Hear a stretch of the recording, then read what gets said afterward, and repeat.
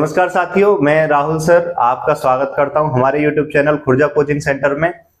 कल हमने 8th class के स्टूडेंट्स के लिए वीडियो बनाई थी जो काफी अच्छी तरीके से बच्चों को पसंद भी आई। हमारा जो पहला चैप्टर था वो है परमेय संख्या, उसकी हमने एक एक्सरसाइज कल करवा भी दी थी। ज्यादा लॉन्ग वीडियो भी नहीं बनी और बहुत आसानी से बच्चों को समझ में भी आ गया। आज हम उसी के पार्ट 2 वीडियो में एक्सरसाइज 1.b करने वाले हैं, जिसमें पहला क्वेश्चन ये है। ठीक है, आप सभी को ये पूरा डेटा यहाँ पे लिखा हुआ दिख रहा होगा और क्वेश्चन नंबर 1 में लिखा हुआ है कि निम्नलिखित कथनों में सत्य और असत्य को पहचानिए।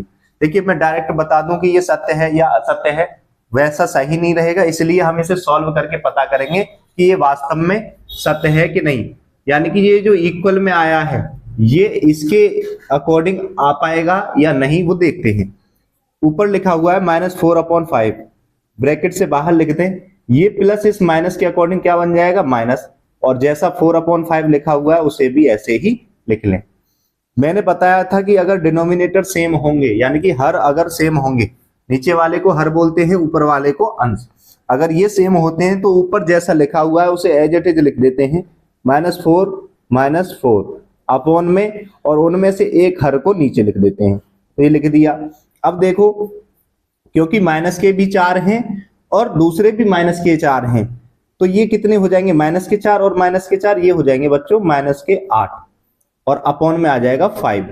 अब -8/5 आपका आंसर आया, जैसा कि इक्वल में दिखाया भी गया था कि -8/5 आएगा, तो ये सत्य होगा या असत्य होगा। हमने ये देख लिया, तो ये क्या है हमारा आंसर इसका, ये सत्य है, यानी कि ये बिल्कुल सही है।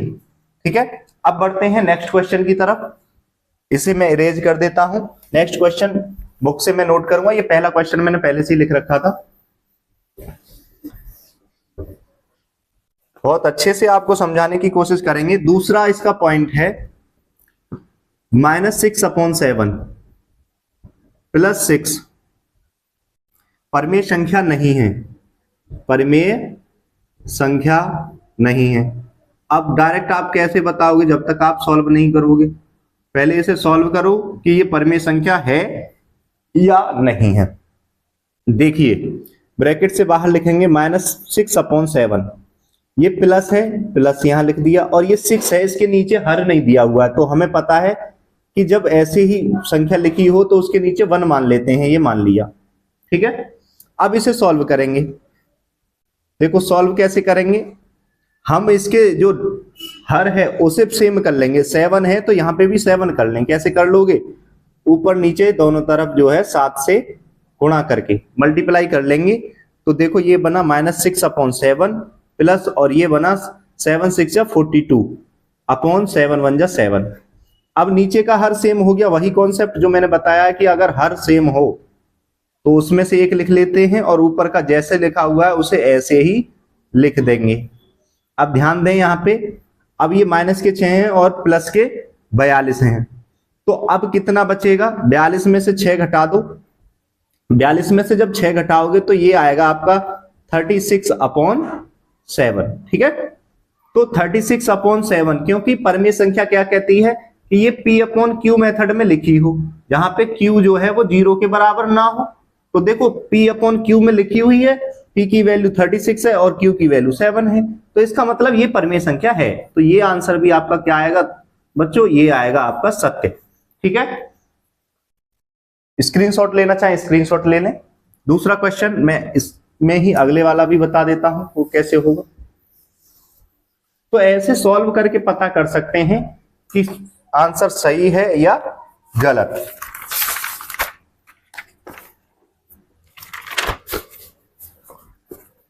अगला क्वेश्चन है, इसी में ही तीसरा पार्ट है।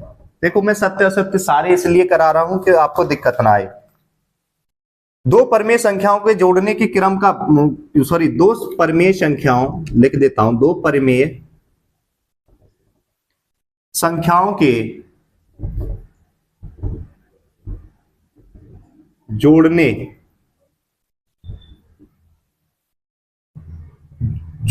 का क्रम बदलने पर, जोड़ने का क्रम बदलने पर योगफल वही रहता है, क्रम बदलने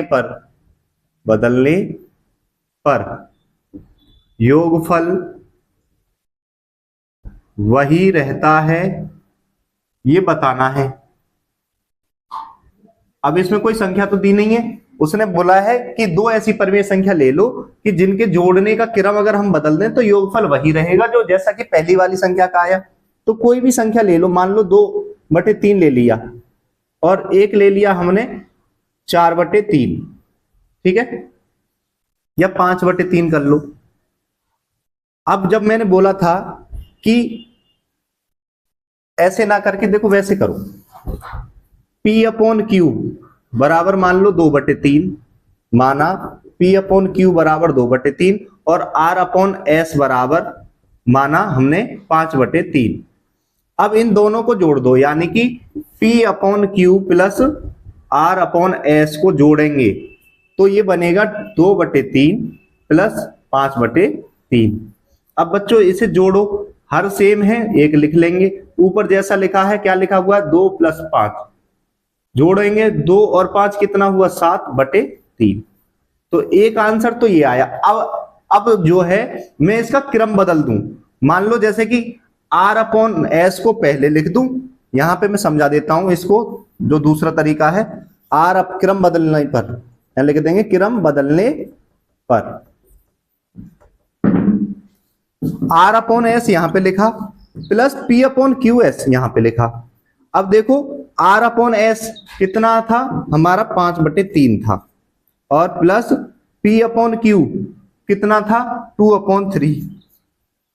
अब इसे सॉल्व करेंगे, नीचे का हर तो सेम है तो एक लिख लेंगे, 5 और 2 इन्हें जोड़ देंगे तो ये कितना आया 5 और 2 7/3। देखो क्रम बदलने से भी आंसर में कोई बदलाव नहीं हुआ, यहां पे भी 7/3 आया और यहां पे भी 7/3 आया, यानी कि ये कॉन्सेप्ट जो लिखा हुआ है ये बिल्कुल सत्य है। तो आपका आंसर क्या आ जाएगा, यहां का ये सत्य है। ठीक है भैया, ठीक समझ में आ गया? इस स्क्रीनशॉट ले लो या नोट कर लो। अब मिटा रहा हूं मैं इसका जो चौथा पार्ट है उसे और करा देता हूं, क्वेश्चन नंबर 4 का। बहुत ही अच्छे तरीके से हम आपको समझाएंगे। चौथा है, इसमें 3 परमेय संख्याओं का योगफल परमेय संख्या नहीं होता। ये कह रहा है 3 परमेय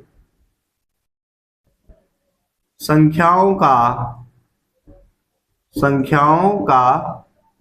योगफल परिमेय संख्या नहीं होता।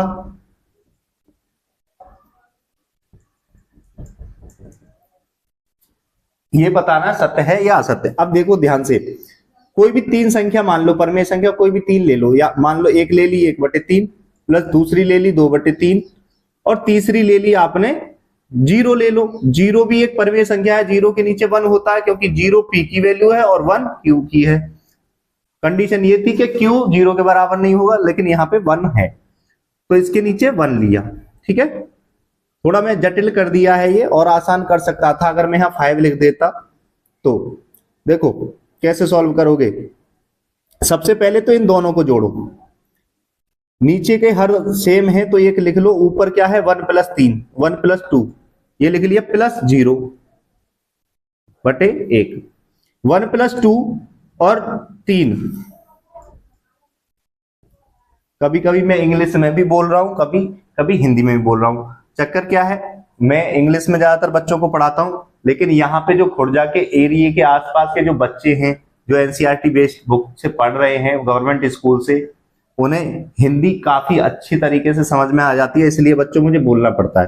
ठीक है, अब इसे जोड़ लो, 1 + 2 3/3 प्लस 0/1। अब देखो 3 से ये कट जाएगा, 3 बन जाए 3। अब 1 में इसके नीचे भले ही 1 मत मानो, 1 में अगर 0 जोड़ूंगा तो क्या आंसर आएगा आपका 1 आएगा। क्या 1 एक परमेय संख्या है? 3 संख्या जोड़ी हमने, 1 2 3, 3 संख्या ली जोड़ी, और वो कह रहा था क्या ये परमेय संख्या बन पाएगी या नहीं।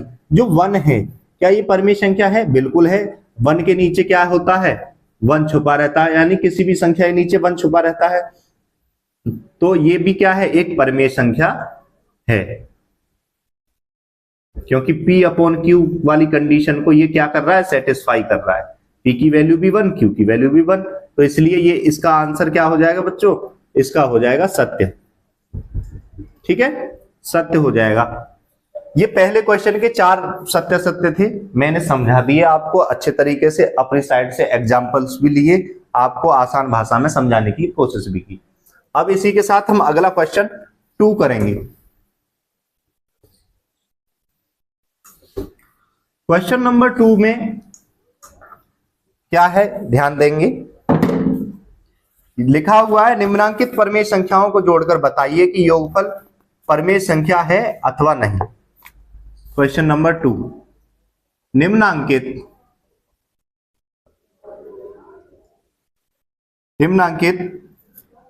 परमेय संख्याओं को जोड़ो, परमेय संख्याओं को जोड़कर बताइए,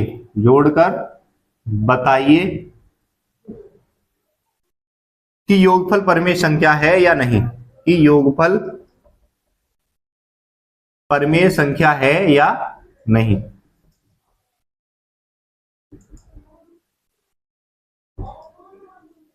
देखिए पहला क्वेश्चन है इसमें -3/4 और 3, इन दोनों को जोड़ेंगे और ये पता लगाएंगे कि ये परमेय संख्या है या नहीं। तो देखो कैसे करोगे, -3/4 और की जगह प्लस लगाएंगे क्योंकि जोड़ रहे हैं, और 3 यहां लिख देंगे और नीचे 1 मान लेंगे। ठीक है, नीचे का डिनोमिनेटर सेम कर लो, 4 है तो 4 की ऊपर नीचे दोनों तरफ गुणा कर दो, तो ये हो जाएगा -3/4 प्लस 3 चौक 12/4। नीचे का हर अगर सेम हो जाता है तो हम उसे ऐसे ही लिख देते हैं और ऊपर जैसा लिखा हुआ है उससे एज इट इज उतार देंगे। देखो -3 और +12, तो आंसर क्या आया, 12 में से 3 कम कर दो तो ये आया 9/4। तो देखो 9/4 एक परमेय संख्या है क्योंकि P अपॉन Q की कंडीशन को ये सेटिस्फाई कर रहा है, इसलिए ये सही है। ठीक है भैया, तो ये नोट कर लो। अगला है इसका दूसरा क्वेश्चन, वो मैं आपको होमवर्क में दे देता हूं, वो आप कर लेना। ठीक है, -1 और -2/3, इन दोनों को जोड़ के बताना कि ये परमेय संख्या है या नहीं। कमेंट में इसका आंसर आप मुझे बताना। ठीक है, तो मैं इंक डाल लेता हूं, जब तक आप ये नोट कर लीजिए। तो मैंने इंक डाली है और ये लिखा है क्वेश्चन नंबर 3। यहाँ पे लिखा हुआ है दोनों पक्षों को हल करके सत्यापित कीजिए। अब पहला क्वेश्चन है, ये 2 पक्ष होते हैं, एक होता है दायां पक्ष और एक होता है बायां पक्ष। दायां पक्ष कौन सा होता है, आपने सीधा हाथ लिया और ऐसे करके देखोगे D4 दायां, यानी कि ये D की शेप बन रही है, ये वाली जो शेप है वो D बन रही है, तो D4 दायां यानी कि सीधा हाथ और B4 बायां यानी कि उल्टा हाथ। ठीक है, तो ये लेफ्ट साइड हो गया और ये राइट साइड। 2 चीजें होती हैं, एक होता है LHS और एक होता है बच्चों RHS। इंग्लिश वाले बच्चे आसानी से समझ जाते हैं, राइट हैंड साइड और लेफ्ट हैंड साइड। यहाँ पे ऐसे एक बीच में लाइन खींच लो जिससे कि एक पक्ष इधर दिखाई देगा और एक पक्ष इधर दिखाई देगा। पहले इस वाले पक्ष को ले लो, -5/8 लिखा हुआ है, इस प्लस से इस प्लस को इसमें जब ऐड करेंगे तो देखो इस माइनस की वजह से ये अपनी कंडीशन चेंज कर लेगा, तो ये माइनस हो जाएगा और 9/13। अब क्योंकि हर जो है समान नहीं है, हर समान करने के लिए क्या करेंगे, दोनों पक्षों में मतलब दोनों साइड में गुणा कर देंगे। इधर 13 की गुणा कर दो और इधर 8 की गुणा कर दो। 13 पंजे 65 माइनस के आएंगे और 13 अट्ठे 104, यहां पे गुणा कर दी और ये जो माइनस है थोड़ा यहां लिख लो, 9 8 72 माइनस लगा के और 13 मट्ठे 104। अब ध्यान दें, हर सेम हो गया तो एक हर ऐसे ही लिख लेंगे और ऊपर जैसा लिखा हुआ है उसे एज इट इज ऐसे उतार देंगे। ऐड करो, माइनस के हैं दोनों, तो 2 5 7 7 6 13, यानी कि माइनस के 137/104। ठीक, ये आया आपका LHS साइड से, यानी कि इस वाली साइड से ये आपका उत्तर आया। अब दूसरी साइड से देख लो क्या आएगा, माइनस के 9/13 ब्रैकेट से बाहर लिखेंगे, ये प्लस माइनस हो जाएगा इसकी वजह से 5/8। इधर भी सेम नहीं है हर, तो इधर 13 का गुणा कर दो और इधर कर दो भैया 8 का। ठीक है,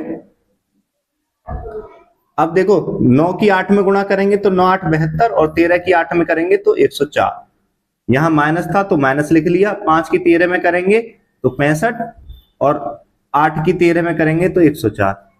हर सेम हो गए, एक लिख लिया, ऊपर जैसा लिखा हुआ है उसे ऐसे ही उतार दिया, जोड़ देंगे 65 72, अभी मैंने बताया 137 हो जाएंगे। माइनस 137 बटे 104, माइनस 137 बटे 104 आया इधर भी और इधर भी आया यानी कि दोनों तरफ आंसर बिल्कुल सेम आए। तो लिख देंगे आप LHS इक्वल टू RHS, यानी कि हिंदी में लिखेंगे बायां पक्ष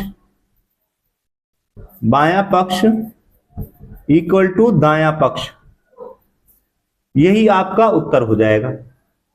स्क्रीनशॉट ले लें। आई होप आपको अच्छे से समझ में आ गया होगा। इसके 2 क्वेश्चन और हैं, क्वेश्चन नंबर 3 में ही, वो आप होमवर्क में मैं आपको लिख के दे देता हूं, आप उन्हें घर पे करेंगे। ठीक है, मिटा रहा हूं मैं ये।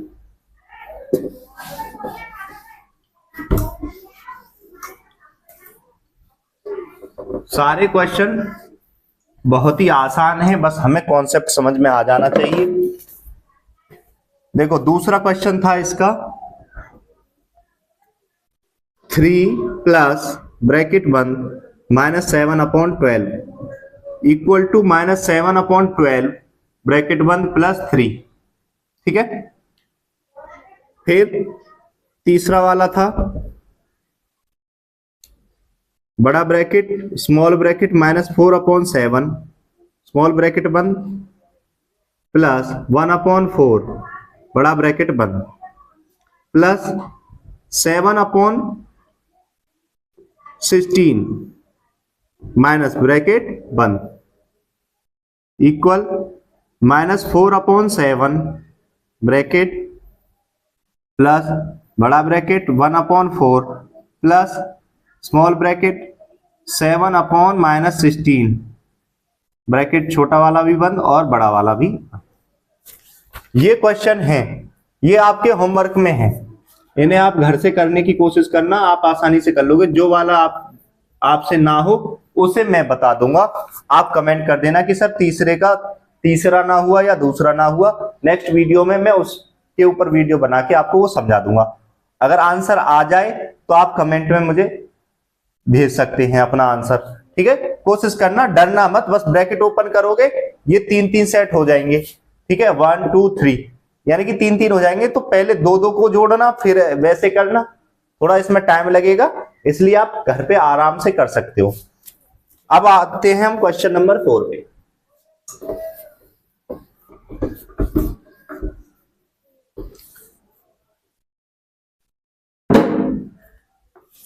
क्वेश्चन नंबर 4 काफी इंपॉर्टेंट क्वेश्चन है। यदि ए और बी दो परिमेय संख्याएं हैं, दो परिमेय संख्याएं हैं और a प्लस बी -15/11 हो, तो b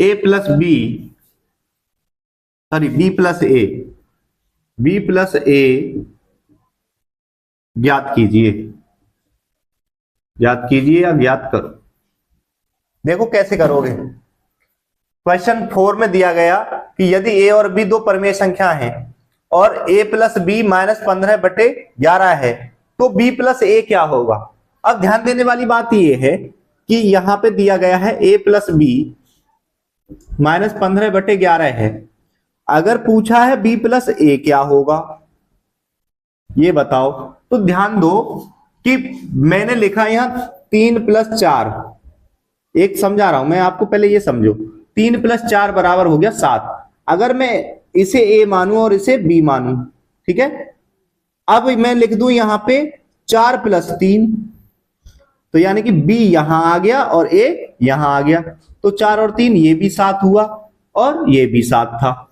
अब दोनों कंडीशन में समझ में आया कि जोड़ने पर उत्तर में कोई भी फर्क नहीं पड़ेगा जो आंसर दिया गया है, यानी कि ये कंडीशन चेंज करने पे कोई फर्क नहीं पड़ने वाला है, आंसर वही आएगा। तो b+a का भी आंसर क्या आएगा बच्चों, यही आएगा -15/11, यही आपका आंसर है।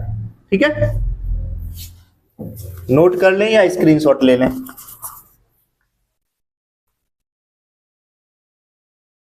मिटा दूं?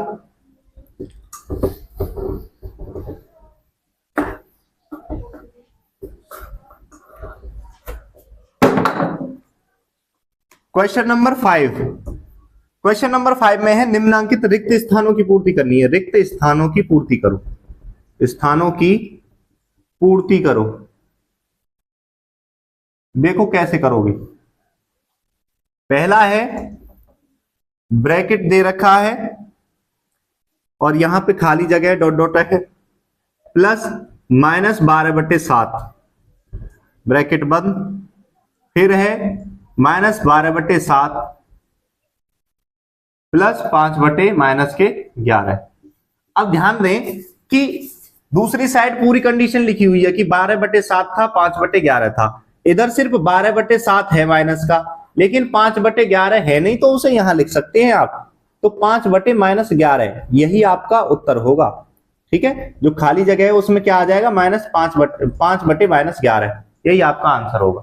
ठीक, ऐसे ही और भी इसमें है, एक और है वो आप करना, मैं आपको होमवर्क में लिख रहा हूं। ब्रैकेट, बड़ा ब्रैकेट, फिर स्मॉल ब्रैकेट, -10 स्मॉल ब्रैकेट बंद, प्लस डॉट डॉट डॉट बड़ा ब्रैकेट बंद, plus -7/12 equal to -10 plus 5/6 plus -7/12। ठीक है, ये दे रखा है। अब ध्यान दो, -10 यहां पे है और प्लस -7/12 है, तो कौन सी संख्या इसमें से नहीं है? ये तीन तो इधर इक्वल दे रखे हैं, इनमें से कौन सी संख्या नहीं है वही यहां पे आ जाएगी। ठीक है, तो ज्यादा परेशान होने की तो जरूरत है ही नहीं। तो ये आपका होमवर्क है, इसका आंसर मुझे कमेंट करना। ठीक है भैया, मिटा देता हूं।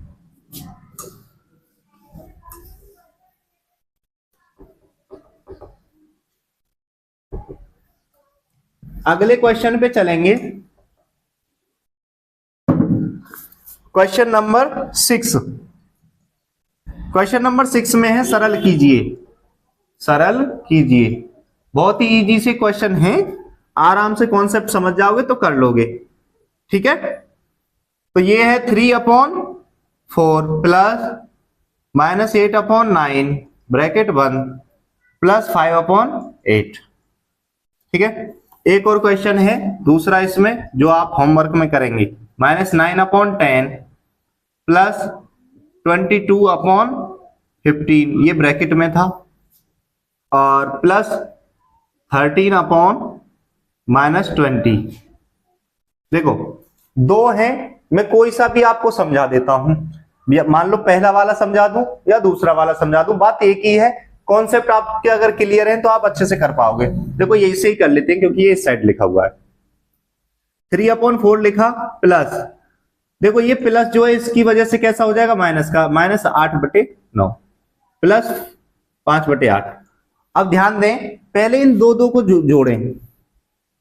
ठीक, या एक तरीका और भी है, मैं उसे ही बता देता हूं, चलो आज समझा ही देता हूं। 4, 9 और 8, 4, 9 और 8 इनका ले लो एलसीएम। 2 से काटा, 2 बार कटा, 9 ऐसी रहा और ये 4 बार कट गया। फिर 2 से काटा, 1 बार कटा और ये 9 ऐसी रहा और ये 2 बार कट गया। फिर 2 से काटा, 1 बार कटा, 9 ऐसी रहा और ये ऐसी रहा। अब 3 से काट दो, 1, ये 3 बार कट जाएगा और ये 1। फिर इसे काटोगे तो क्या आ जाएगा, 1, 1 आ जाएगा।